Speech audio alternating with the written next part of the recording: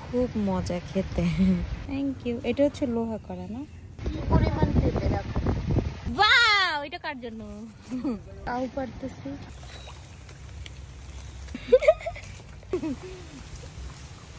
দেখো আমরা ভোরে উঠেছি। আজকে সারাদিন শুধু টোটো করে ঘুরে বেরিয়েছি। পরিমাণ পেঁপে দেখো।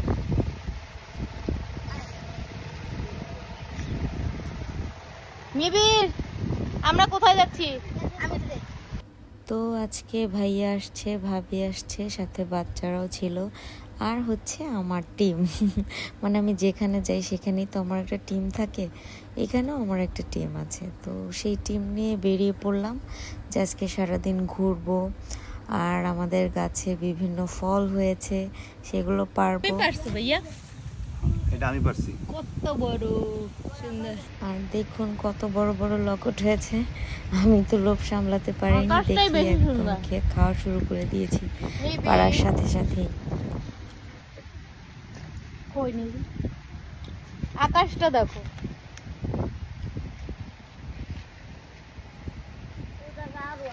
আর একটা মজার জিনিস দেখুন, গাছের নিচে কি পরিমাণ লকট পড়ে আছে। গ্রামে আসলে এরকমই। তারপর আমরা কাউ পাড়তে চলে গেলাম, অনেক বছর পরে আসলে এই কাউ খেলাম। কাউ পাড়তেছি। এরপর হলো খেজুর কাটলাম। খেজুর অবশ্য এখন খাওয়া যাবে না, এটা পানিতে ভিজিয়ে রাখতে হবে, তারপর সারা রাত রাখার পরে খাওয়া যাবে। আর এটা হচ্ছে কাগজি লেবু, এটা আমার ভীষণ প্রিয়, ঢাকায় অবশ্য পাওয়া যায় না। আর অনেক পরিমাণের না জাম্বুরাও হয়েছিল, কিন্তু সেগুলো এখন খাওয়া যাবে না, কাঁচা। একটা মজার জিনিস দেখাই, এই গাছটায় কি পরিমাণ কাঁঠাল হয়েছে।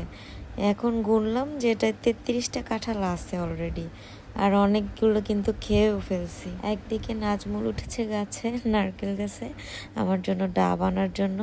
আর আমি ওকে বলছিলাম যে আমার না নরম নারকেল আছে, এরকম ডাব খেতে ইচ্ছা করছে, তো সেইটা খুঁজে টুজে আমার জন্য পেরেছে।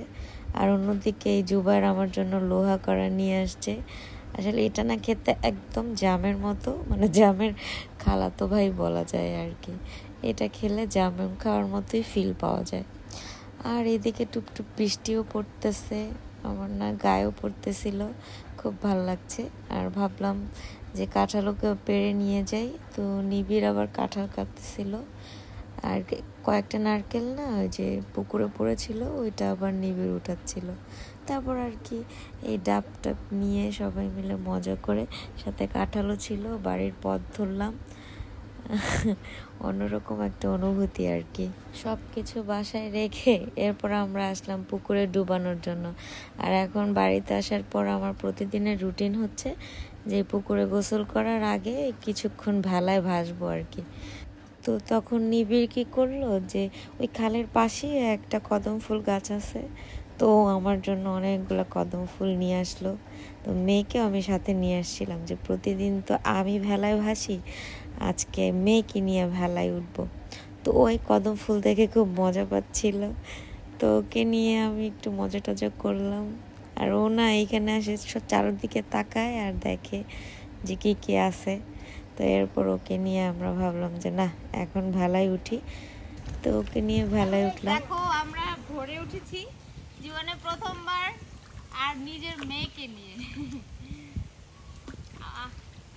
অনুভূতি আলাদা। আল্লাহর কাছে যদি কোটি কোটি শুকরিয়া আদায় করি না, তারপরও মানে শেষ হবে না। আমার একটা মেয়ের এত শখ ছিল যে মা মেয়ে সারা পৃথিবী ঘুরে বেড়াবো, একরকম ড্রেস পরবো, আমার মেয়ে আমার সব কষ্ট দুঃখ বুঝবে, সব সময় আমার পাশে থাকবে। আল্লাহ না আমার সেই ইচ্ছা পূরণ করেছে। আসলে আমি জীবনে চেয়েছি কিন্তু পাইনি, এরকম কিছুই নাই, আল্লাহ আমার সব ইচ্ছা পূরণ করেছে। আর এই হচ্ছে আমার দুপুরের খাবার, সবাই মিলে খাওয়া দাওয়া করলাম। মানে বাবার বাড়ি আসলে যা হয় আর কি, আমি শুধু চটা করে ঘুরে বেড়াই, আর আমার মা রান্না বান্না করে আমার জন্য রেডি করে রাখে।